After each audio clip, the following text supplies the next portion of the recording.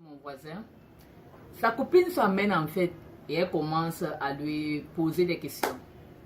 Elle lui dit, chérie, s'il arrive un jour qu'on se sépare, notre enfant ira vivre avec qui? Le gars tout surpris réplique, ah, de quoi tu parles?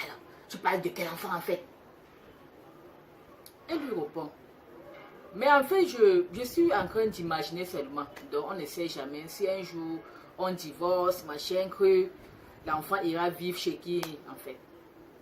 Lui, alors, il lui donne la réponse directe. C'est une évidence, madame. Si on se sépare, mon enfant reste chez moi. J'ai vu tellement de dégâts dans des familles monoparentales.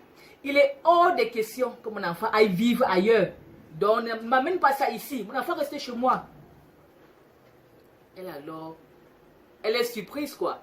Elle lui dit, ah, depuis quand un enfant reste chez son père? Un enfant a besoin de sa maman. Dans tous les cas, mon enfant ne doit jamais me quitter. Il reste chez moi. Lui, il répond, non, non, non, ça ne se passe pas comme ça chez moi. Dans ma famille, ça ne se passe pas comme ça. Mon enfant reste chez moi. C'est toi qui pars et non mon enfant. Elle réplique, si mon enfant doit vivre chez toi, monsieur, ça signifie que je serai déjà morte et tu dois marcher sur mon cadavre pour le faire. Et là, il conclut en disant, ok, si tu dois mourir, meurs alors, mon enfant doit rester chez moi. Si il faut que tu meurs pour ça, je ne trouve pas de problème. Ah, c'est devenu, ça a vraiment pris feu comme on dit. Je devais les séparer. C'est elle qui lui répond fort fort. Donc tu souhaites ma mort, monsieur. Tu souhaites ma mort. C'est fini entre nous aujourd'hui. Je ne veux plus jamais te parler. Je ne veux plus jamais te voir. C'est fini entre nous. Je ne veux plus jamais entendre parler de toi. C'est fini.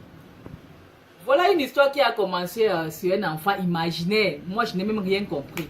Comment les gens peuvent se disputer et se séparer à cause d'un enfant qui n'est même pas encore né.